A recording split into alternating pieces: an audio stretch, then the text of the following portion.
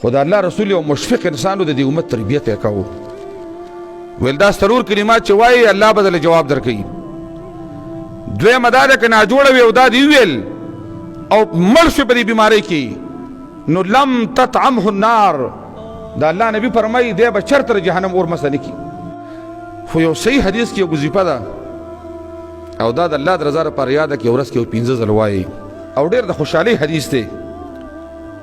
محمد رسول الله صلی الله علیه وسلم فرمایي وی سلور کلمات دي سلور چې دا څوک وایي نو د هرې کلمې جواب الله رب العالمین برای راست په خپله ورکوي. لکه ته چې د الله څه خبرې کوې، د الله څه، د کائناتو باچا، د ځمکې او د اسمان باچا، رحیم او کریم، چې د خولې نه دا کلمات وباسي وی ډایرک الله رب العالمین یو سیکنډ کې دنه واپس دغې جواب درکوي. او دویمه جمله وفرمایله که چا په بیمارۍ کې دا سرور کلمات ویل نو په ده باندې جهنم حرام دی، اور بیا مسه نه کي، اور ته نشي تللی. او کلمات انتهایی آسان، انتهایی خواږه، هغه سرور کلمات دا دي. صحیح حدیث دی د الله د رسول، لا اله الا الله والله اکبر، لا اله الا الله وحده لا شریک له. درم لا اله الا الله له الملك وله الحمد. او سلورم لا اله الا الله ولا حول ولا قوة الا بالله.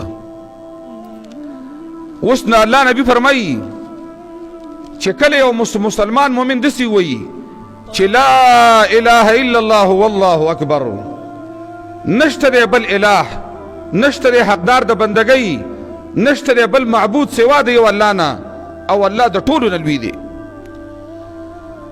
الله رب العالمین لوی دی، نه امریکې سره لویوالی شته، نه برطانیې سره شته، نه د چین سره شته، نه د وزیر اعظم سره شته، نه د خان سره شته. لوی چې دی نو زمونږ هغه لوی الله دی. وایي چې څنګه څوک دا ووایي، وی رب العالمین وی چې لا اله الا انا وانا اکبر، بل اله نشته سوا زمانہ او ظلویم. دویمه کلمه چې دا بنده وی چې لا اله الا الله وحده لا شریک له، لایق د بندګۍ یو الله دی، یو ذات دی، شریک ولا نشته. وی رب العالمین جواب ورکی چې لا اله الا انا وحدی ولا شریک لی، بل اله نشته سوا زمانه، زه یم یو اله او زه یوازې ذات یم، زما سره شریک نشته، نی وزیران شته، نی شریکان شته، نی مشیران شته، صمد ذات دی، غنی ذات دی. او درېمه وفرمایل، درېمه کلمه چې لا اله الا الله له الملک وله الحمد، حقدار د بندګۍ یو الله دی، لایق د بندګۍ او الله هم زمونږ یو دی، او دا بچایم صرف یو الله لده، او دا ټول حمدونه هم دی یو الله لدي. وی الله جواب وکي چې لا اله الا انا ولی الملک ولی الحمد، حقدار د بندګۍ اله هم زیما او ټول بچي او ټول حمدونه مال دي.